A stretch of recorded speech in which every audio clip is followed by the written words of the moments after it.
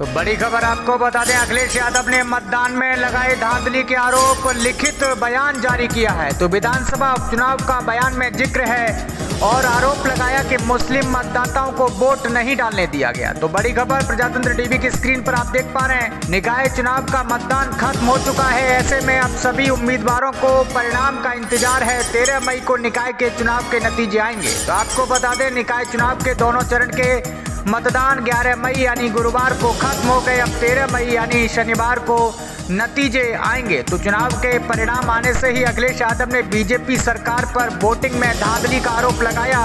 दूसरे चरण के मतदान के पहले ही सपा ने चुनाव आयोग को चिट्ठी लिखकर वोटिंग के दौरान गड़बड़ी की आशंका जताई है। तो आपको बता दें, सपा अध्यक्ष अखिलेश यादव ने कहा कि बीजेपी सरकार के इशारे पर निकाय चुनाव में जमकर धांधली हुई।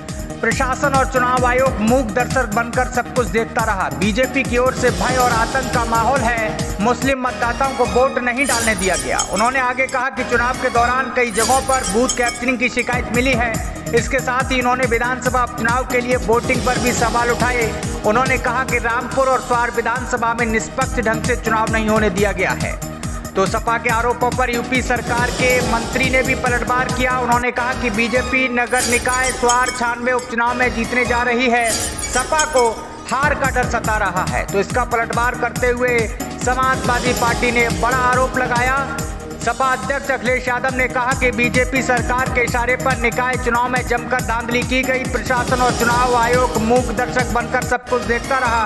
बीजेपी की ओर से भय और आतंक का माहौल बन गया। मुस्लिम मतदाताओं को वोट नहीं डालने दिया गया। आपको याद होगा कि पूरे चुनाव में अखिलेश यादव सीएम योगी पर हमलावर रहे। आपको सुनाते हैं कुछ दिन पहले अखिलेश यादव ने क्या कुछ कहा था।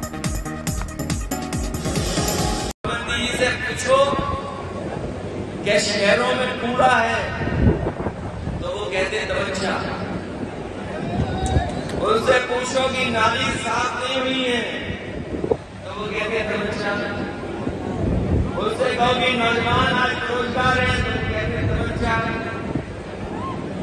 उनसे अगर कोई सवाल पूछ लोगे तो केवल तवज्जा बोलेंगे और कहते हैं कि माफिया है, गुंडे हैं। हमारा रिकॉर्ड देख लो, हमारे प्रत्याशियों का रिकॉर्ड देख लो, किसी ने मुकदमा वापस नहीं लिया है। और अगर मुख्यमंत्री ने अपने मुकदमे वापस न लिए होते तो इतनी लंबी सूची थी उनके मुकदमों की।